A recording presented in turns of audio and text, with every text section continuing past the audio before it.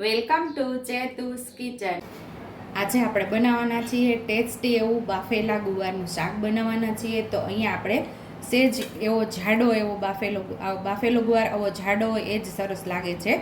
તો અહીંયા આપણે જાડો ગુવાર લઈ લીધો છે. બધાને વડીલોને ઘણાને આવો ગુવાર ભાવતો હોય, આખો ગુવાર જો ખેંચીને ખાવાનું તો મજા આવી જાય છે આ ગુવારનું શાક ખાવાની. તો અહીંયા આપણે 250 ગ્રામ જેટલો ગુવાર લઈ લીધો છે. બાકી રેગ્યુલર મસાલામાંથી મસાલાનો ઉપયોગ કરશું. અને અહીંયા આપણે 1 ગાંઠિયો લસણનો ફોલી લીધો છે. તો અહીંયા 2 લસણની કળીઓનો આનો આપણે લસણવાળી ચટણી તૈયાર કરશું. અને જે નાની કળીઓ છે એનો વઘારમાં ઉપયોગ કરશું. અને ગળપણ માટે આપણે 1 ચમચી જેટલો ગોળ અને 2 ચમચીઓ અહીંયા આપણે દહીં લીધું છે. તો પહેલાં આપણે ગુવારને બાફી લેવાનો છે. તો આપણે ગેસ ઉપર કુકર રાખી દીધું છે અને 1 નાના પાવડા જેટલું તેલ ઉમેરશું. ગુવારને આપણે સરસ ધોઈ અને બીટી લીધો છે. ઉપરથી આપણે ઉપરનું ડાળખું અને નીચેથી દાંડલી તોડી લીધી છે. અને હવે આપણું તેલ ગરમ થઈ ગયું છે તો એમાં આપણે ગુવારને ઉમેરી દેવાનો છે.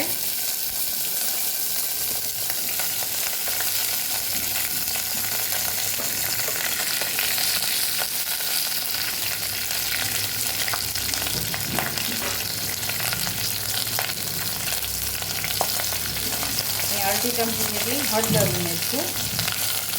સ્વાદ મુજબ આપણે મીઠું ઉમેરશું.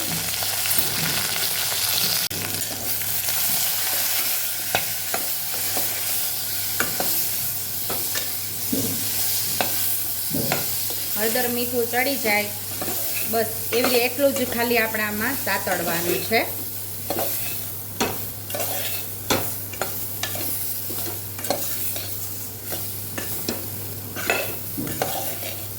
હવે આપણે ગુવારમાં પાણી ઉમેરી અને બાફવા મૂકી દઈશું.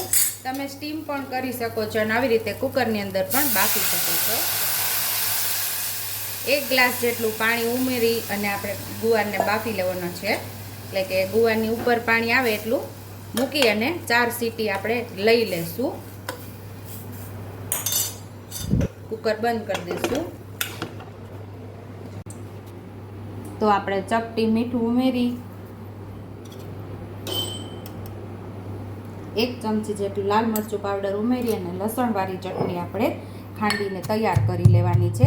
સાઈડ ઉપર આપણો ગવાર બફાઈ જાય ત્યાં સુધી. અહીંયા આપણી લસણવાળી ચટણી ખંડાઈ ગઈ છે તો 1 વાટકીની અંદર આપણે આને બહાર લઈ લઈશું.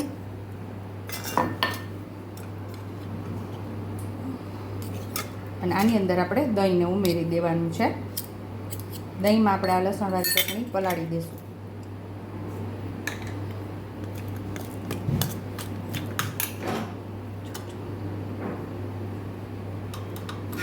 બાફવામાં આપણે હળદર ઉમેરેલી છે એટલે 5 ચમચી જેટલી જ હળદર ઉમેરશું. 1 ચમચી જેટલું ધાણા જીરું પાવડર ઉમેરશું.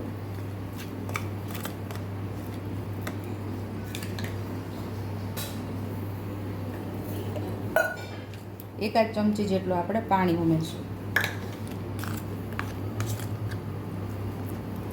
દહીં આપણે મોડું જ લીધેલું છે.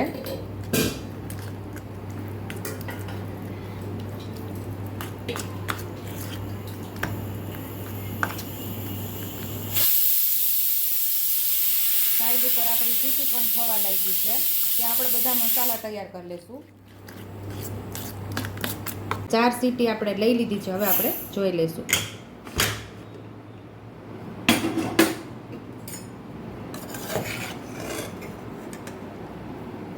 તો મસ્ત એવો આપણો ગુવાર સરસ બફાઈ ગયો છે.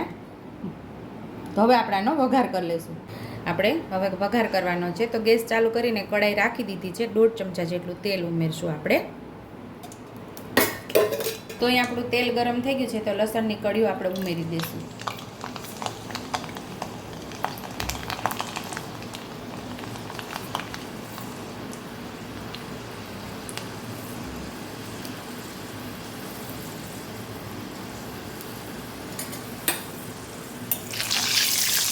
લસણની કળીઓનો કલર બદલાય ત્યાં સુધી લસણની કળીને ફ્રાય થવા દેવાની છે.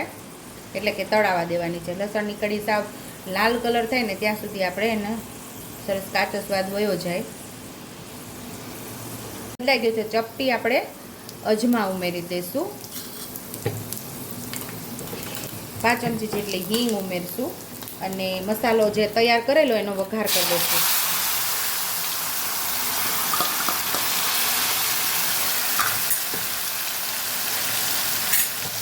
એક ચમચી જેટલું પાણી ઉમેરી અને મસાલો કાચો ઉમેરી દઈશું. મસાલાને સરસ આપણે સાતળી લેવાનું છે. જે પાણી ઉમેરેલું છે એ બધું બળી જાય ત્યાં સુધી મસાલાને સરસ પકાવી લેવાનું છે. કોઈ પણ શાક બનાવતા હોય એનો તમારે મસાલો સાતળવાની જ ખૂબી છે. જે મસાલો બરાબર સતળાયેલો હશે ને તો તમારા શાકનો સ્વાદ બમણો થઈ જશે. ઘણીવાર એવું બનતું હોય છે કે મસાલો કાચો રહી જાય ને તો શાકનો સ્વાદ થોડો ફીકો લાગે છે, એટલે એકદમ સરસ સ્વાદ નથી આવતો શાકનો.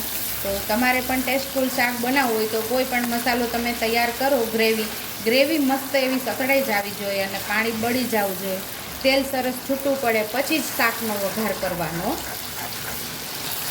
જે આપણે ગ્રેવીની અંદર પાણી ઉમેરેલું એ પાણી બધું બળી ગયું છે, તો અહીંયા આપણે જે બાફેલો ગુવાર છે એ પાણી સહિત ઉમેરી દેવાનો છે.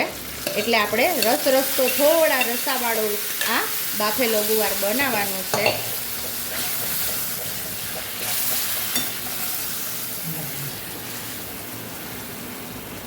બાફવામાં આપણે થોડું મીઠું ઉમેરેલું, થોડું ચાખેલું છે એટલે ઓછું હતું એટલે ચપટી જેટલું ઉપરથી આપણે મીઠું ઉમેરશું અને આપણે 1 ચમચી જેટલો ગોળ લીધેલો એ પણ અહીંયા આપણે ઉમેરી દેવાનો છે. મિક્સ કરી દઈશું. સરસ ઉકળી જાય આપણો આ ગુવાર એટલે આપણે બંધ કરી દેવાનો છે. મસાલો સાથે સરસ ગુવારની અંદર ચડી જાય ત્યાં સુધી આપણે એને ઉકળવા દેવાનું છે. બધું મિક્સ થઈ જવું જોઈએ. તો અહીંયા આપણો મસ્ત એવો ગુવાર ઉકળી ગયો છે અને સરસ મસાલો પણ ગુવાર ઉપર ચડી ગયો છે. આ ગુવારને તમે છાશિયો ગુવાર પણ બનાવી શકો છો. જ્યારે આપણે આમાં જે બાફો હતો એ પાણી હતું એ પાણી નિતારી લેવાનું અને રસા માટે છાશનો ઉપયોગ કરાવવાનો, એટલે મસ્ત એવો છાશિયો ગુવાર પણ બની શકે છે. તો ગામડાઓની અંદર આવી રીતે આ ગવારનું શાક, બાફેલા ગવારનું શાક બનતું હોય છે. કાઠિયાવાડી બાફેલા ગવારનું શાક તૈયાર છે. તો સર્વિંગ પ્લેટમાં હવે આપણે સર્વ કરી લેશું. અને જો તમે તેલ ઓછું ખાતા હોય તો તેલ ઓછું વધતું કરી શકો છો. કાઠિયાવાડી થોડું આગળ પડતું તેલ ખાય છે એટલે થોડુંક અહીંયા તેલ વધારે તમને દેખાતું હશે, પણ એવું નથી. થોડો રસો છે એટલે નીચે રસો ને ઉપર તેલની તળી વળી જાય છે. તો ચલો આપણે હવે સર્વ કરી લેશું. થોડા લીલા ધાણા ઉમેરી દઈશું.